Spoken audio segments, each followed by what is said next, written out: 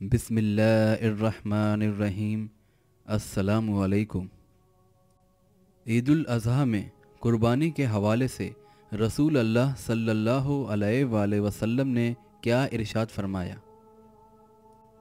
صحیح مسلم اور صحیح بخاری کی حدیث ہے۔ رسول اللہ صلی اللہ علیہ وآلہ وسلم نے فرمایا، ہمیں چاہیے اپنا آج عید کا دن نماز سے شروع کریں، پھر واپس آ کر قربانی کریں۔ چنانچہ جو شخص اس طرح سے کرتا ہے تو اس نے ہماری سنت اپنا لی، اور جس شخص نے نماز عید سے پہلے قربانی کا جانور ذبح کر لیا، اس کی قربانی نہیں ہوئی، بلکہ اس نے اپنے اہل خانہ کو کھانے کے لیے گوشت مہیا کیا ہے۔